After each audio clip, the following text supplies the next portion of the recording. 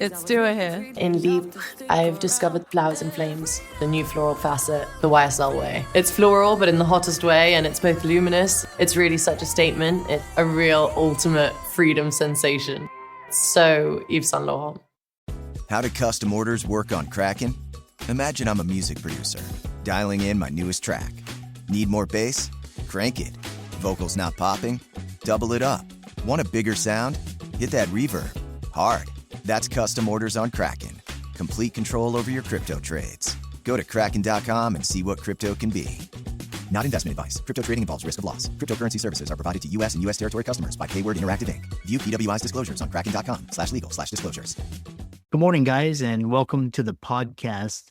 I'm really delighted to introduce today's speaker, Bref, McHugh, coming out of Florida, and he helps aesthetic business owners grow, market, and scale their practices. He's also an author. He's got a book, and I'm really happy to have an accomplished entrepreneur on the podcast in this area. So, Bref, welcome. Chris, thanks so much. Really excited to be here. Thank you very much. Yeah, briefly introduce yourself, and I'm really excited to dive into the fireside. Yeah, absolutely. So, Bref McHugh, I am the founder and CEO of Clinic Grower. So, as you said, we're based in Florida, in Tampa. And what we do is we basically install growth marketing systems for medical and aesthetic practices. Just before we got started here, we're talking about med spas and cosmetic surgeons is another area of the market we serve, and also some vein and vascular practices. Our mission and our mantra really is that we are proud to be able to participate and help and support our clients, our practices, to help people to look better, to feel better, and really most importantly, to be better versions of themselves. So excited to dig into it today and to cover as much ground as we can. Excellent. Noel, well, I've always been interested in aesthetics. And what are some of the trends for marketing aesthetic practices, and how can clinics learn this and stay ahead of the curve? Yeah, great question. And with the world, essentially, with the digital marketing environment, it's ever changing, right? And so there's a number of different things we'll talk about today, perhaps, that we want your listeners to understand so they can stay ahead of the curve. And there's also really those fundamental marketing proponents and components that want to make sure that everybody who's listening or watching, that they get the opportunity to maybe do a little audit or a check to make sure that they're in a good situation when it comes to setting up their business, their practice for success. Because as you talk about it, as you coach your listeners, our business it's a medium for us to enjoy a better life and to help people and to contribute.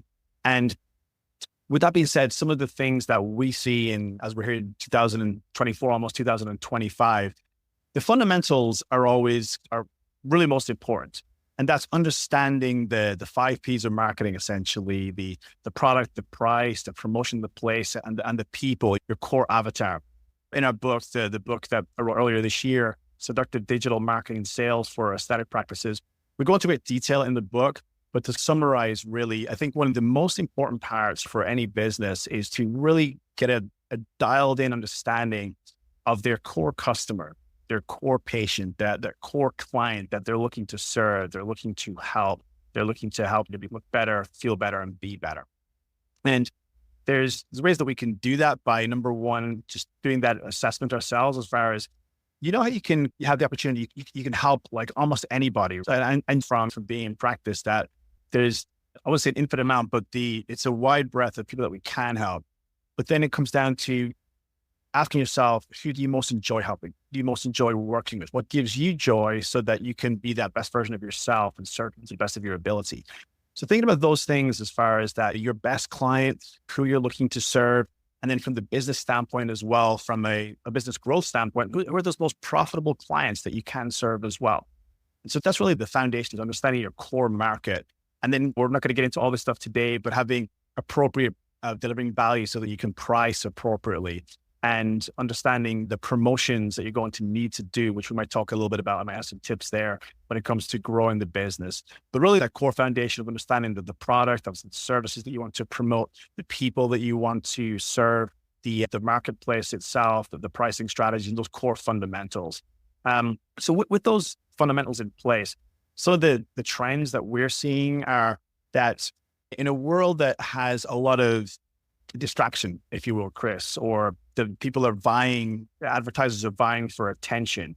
It's really standing out in the marketplace and conveying your personality, the personality of yourself as the practitioner, the practice owner, the business owner, the person, right? With some authenticity. Your podcast and your content is just a great example of that, right?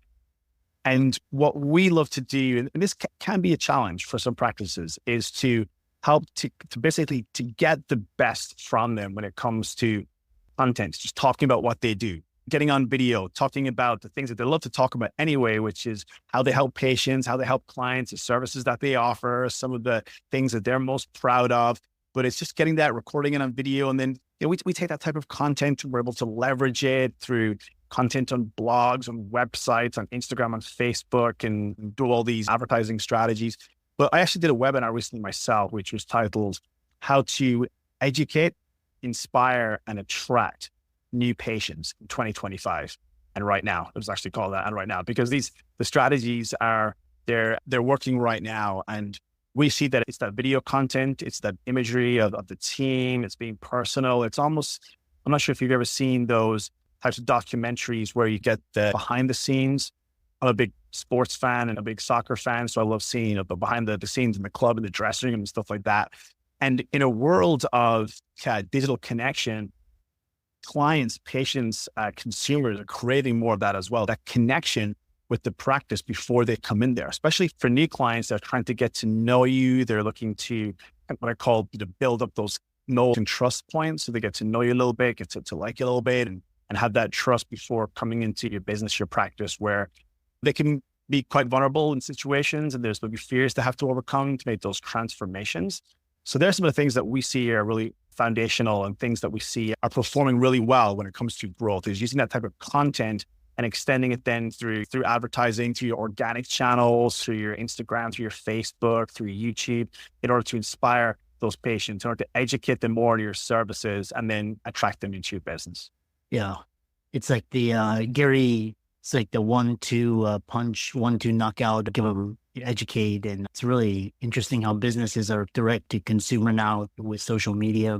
Mm-hmm. So when it comes to content marketing, what works better? Is it text? Is it picture? Is it video? Is it podcast? How can clinics use this to attract and engage?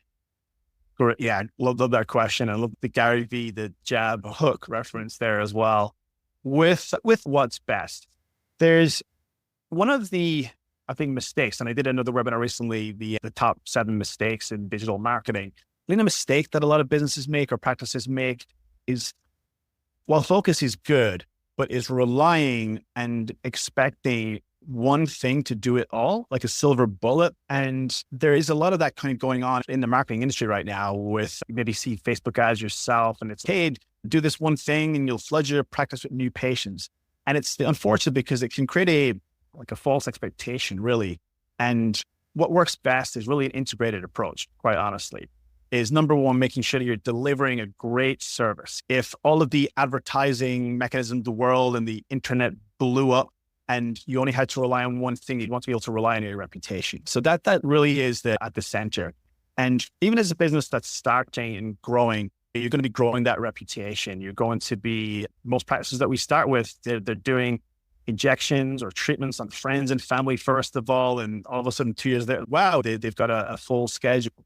But it's really just number one, doing the right thing, having tremendous service, delivering a remarkable experience for your patients.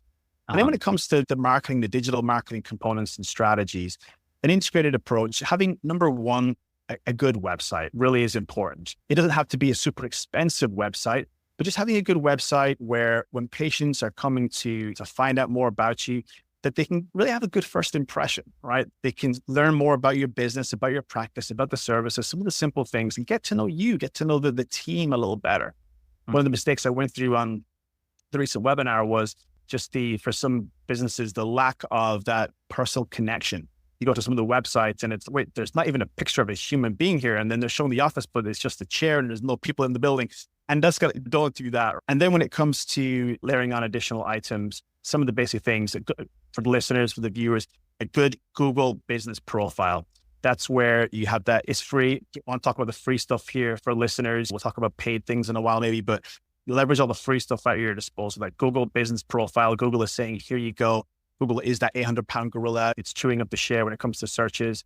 So to be able to use that, and it's great. You can put pictures of you and your team on it. You're able to get reviews from patients, which we'll touch on in a minute as well, and build it out with your services and do updates. And Google loves that. When you use their free tool, Google says, hey, cool, thank you. We're going to show you your business to more patients and people in your marketplace. So definitely use that free Google Business Profile. The reviews, as I just mentioned, they're so key. I think everybody understands that, but it's just having really a system in place to get reviews is crucial. And I always talk about technology is great, and you can certainly leverage technology to get more reviews and use automation, and that's helpful. The single most valuable tool for all of your listeners in their business to get reviews is going to be culture, creating a culture of asking for reviews, asking at the right time, getting those reviews, making it easy for the client, easy for the patient to do it, whether it's QR code is cool, giving them a business card, but honestly, just asking them, and somebody's beaming after their treatment saying, looks like you really enjoyed your treatment, or wow, you look great after your last treatment. How's your experience been? It's been amazing. I'm not sure if you'd do me a favor, but if you wouldn't mind leaving a review for us, it would mean the world for us. That'd be fine. Cool. Here you go. I'm going to text it to you right now. Awesome. Did you get it? Sweet. Perfect. Now, I know what's going to happen. You're going to go into the car. You're going to get busy. So if you don't mind, if you leave it out, it really would mean the world to me. Things like that culture and gamifying with your team. I get really passionate talking about reviews because they're so valuable for businesses and for practices. And the volume is helpful, especially when you see other practices that are getting hundreds and thousands of reviews as time goes on. It becomes a factor. And even when you're starting out, it's okay. Just get started, create that culture and start getting those reviews. So they're some of the foundational things, and we can definitely talk more about these ad platforms and getting more advanced. Definitely here to serve your listeners and your viewers and see what would be most valuable for them, Chris. This episode is brought to you by Atlassian. Atlassian makes the team collaboration software that powers enterprise businesses around the world, including over 80% of the Fortune 500. With Atlassian's AI-powered software like Jira, Confluence, and Loom, you'll have more time to do the work that matters. In fact, Atlassian customers experience a 25% reduction in project duration per year. Unleash the potential of your team at Atlassian.com. Atlassian. Oh, such a clutch off-season pickup, Dave. I was worried we'd bring back the same team. I meant those blackout motorized shades. Blinds.com made it crazy affordable to replace our old blinds. Hard to install? No, it's easy. I installed these and then got some for my mom. She talked to a design consultant for free and scheduled a professional measure and install. Hall of Fame son. They're the #1 online retailer of custom window coverings in the world. Blinds.com is the GOAT. Shop Blinds.com's primetime kickoff event. Save up to 50% off select styles, plus doorbusters. Rules and restrictions may apply. Yeah. The other question I have for you is, I always ask every single guest now because AI is so important. And so how is AI shaping the way aesthetic practices market and operate their businesses? Yeah, so it's such a great question. And man, we'll have a different answer and a better answer next year and the year after, because it's so relatively new, right? Or at least the consumer reach to be able to use AI is very recent. And so what we see with our clients and businesses in the space using AI, number one, it's coming into play in a lot of the tools and products that businesses are already using. They may not even know, but there's AI that's been injected into their softwares, into their systems, a lot of the tools they're using already. And really relative to the growth aspect from a marketing standpoint, we see a lot of application for it when it comes to just, number one, simple business processes, simple operations, with clients that are looking to do things quicker, faster, especially in the marketing standpoint, when we'll share content calendars and help to direct or guide them. But for your listeners here, for example, ways that they can use AI, again, free stuff would be ChatGPT, for example. We go there if you get inspired, instead of starting with that blank piece of paper, chat with ChatGPT, give us some ideas, give us some good prompts, and allow it to inspire you to create that content and to solve some of those problems that used to take a lot of time to dig through different articles on the internet or whatnot. But there's just some simple ways. And from the marketing standpoint too, it has been a challenge for some businesses to do good photography and video. And there's so many great tools out there right now where you're able to basically train the AI to understand your profile and what you look like. And if you're not able to, go to a beautiful beach or take a wonderful photograph of this amazing scenery that might look good in an ad or your website, you can have AI do that for you. You can take a photograph from the moon, if that makes sense as well. So there's a lot of cool things when it comes to creative, when it comes to creating assets for your business, essentially. And then also on the automation standpoint, conversational AI through text messaging, through email and voice is really picking up. It's improving. I'm actually demoing quite a lot of that right now as well to see how that can play a part, assisting a lot of our practices. But we do use that type of technology relative to the conversations that we help to nurture for our clients. They're generating a lot of inquiries, and in some situations, if they've got a staffing situation where they can't necessarily maybe get to that person as quick as they would like, or the calls are coming in and different things, we extend that AI as a support mechanism to conversations. And a lot of our practices, most of our practices, they love speaking with patients, of course, as quick as they can, but sometimes due to the work that we're doing perhaps, or if they're doing their own marketing, then it adds volume. And it can be hard for some practices to scale that component. So while AI is very helpful, we do actually also use our own appointment booking concierge team. So they become an extension of the practice, they train, and we actually help our clients to handle and to schedule people and visitors and patients 24/7. But the AI piece, ChatGPT is a great resource. There's a ton of great tools out there, and it's definitely a really cool evolving landscape when it comes to using AI from a growth perspective to businesses. And I actually talk about that a little bit in the book as well, because the book was published right when it was breaking and it was being used. So I have to add another chapter right when I thought it was finished. And I did a short little chapter on the end of the book as well. Yeah. This AI is so fascinating because it's general purpose infrastructure. And when there comes a point when you're scaling and you've got new leads and your content marketing, you've got AI scaling quantity, quality. So when you're facing this growth restriction, what are the biggest challenges practices face, and how can they be overcome just with technology, software, systems, et cetera? Yeah. So great question. When it comes to that kind of maybe that plateau, or that you're stuck in a place where, hey, I want to grow, I want to get bigger, I want to, grow my business. Number one, I think it comes down to doing that assessment, right? That audit. Technology can absolutely help.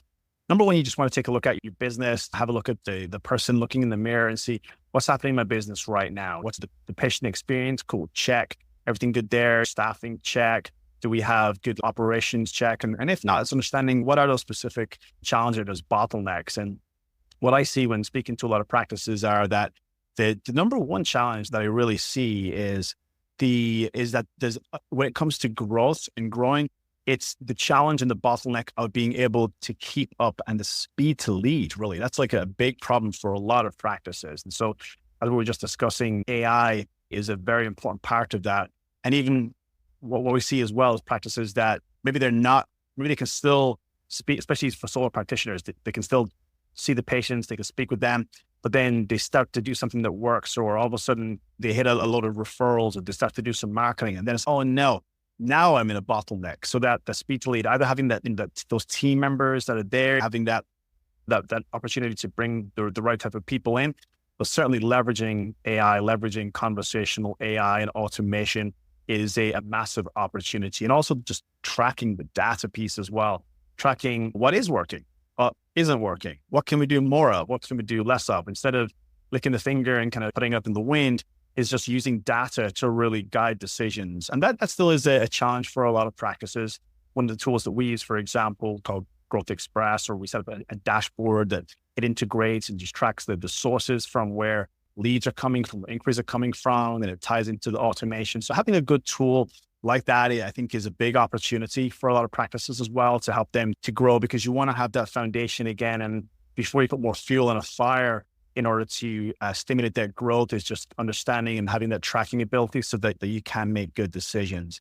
And then I see when it comes to growth and challenges that a lot of practices have is doing starting to do the right thing, perhaps in the wrong way. And what I mean by that is, Okay, cool. Now you're starting to do some marketing, some advertising, because you've tapped out on your referrals. You've got a referral program in place, hopefully as well, that are free thing, referral programs for practices, great opportunity, formalize it, membership programs.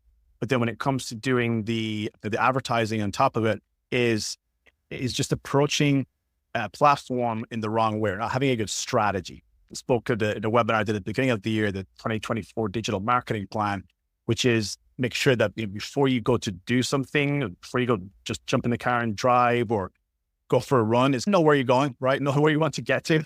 That's always helpful. And similarly with marketing and advertising is understanding, okay, what's my objective here? Just looking to, hey, I just want to grow. So I'm going to do this stuff and grow. But what does that mean? What part of your business represents the best opportunity to grow? What type of clients do you want to see more of? What type of customers, patients do you want to see more of? Okay, what's important to them? Okay, what do they need to hear in order to make that decision? Thinking about the messaging. I talk about the market, the messaging, and the medium, and just understanding who is your market. How can you speak to them so that they know that you care, that you understand them, and then creating a framework. Essentially, I'm a big Dan Kennedy, student essentially, and so using that problem or that pain, understanding it or agitating it, and then helping to solve it by introducing your solutions works really well from a type of framework when it comes to creating that message. And the medium as well. Facebook is going to be different a little bit than Instagram. It's going to be different than Google for sure. It's going to be different from TikTok and Snapchat. So just understanding those components, the market, the message, the medium. I think they're probably the three big things I would say. The speed to lead is the strategy when it comes to marketing, and just making sure that there's tracking in place as well. Ooh, excellent. How can people find out more about you and reach out to you and see the wonderful work that you're doing? Yeah, for sure. So easiest way really is clinicgrower.com, CLINICGROWER.com. I am on LinkedIn as well, Bref McHugh. Feel free to reach out. I really love that platform. And actually something I'd love to share, if it's okay, I'd love to be able to share a free copy of our book with your audience, if that was okay. Oh, yeah, absolutely. How can they find it and check out and read and get more information? Yeah, for sure. So to get the book, it's Seductive Digital Marketing and Sales for Aesthetic Practices. It's just clinicgrower.com/free-book. And we'll be able to send that book on to your audience as well. Awesome. And again, for the audience, I really encourage the audience to check out Bref's resources. And again, thanks so much for a wonderful conversation in this fascinating area. Absolutely loved it, Chris. Thanks so much for the time. Really appreciate being on the podcast.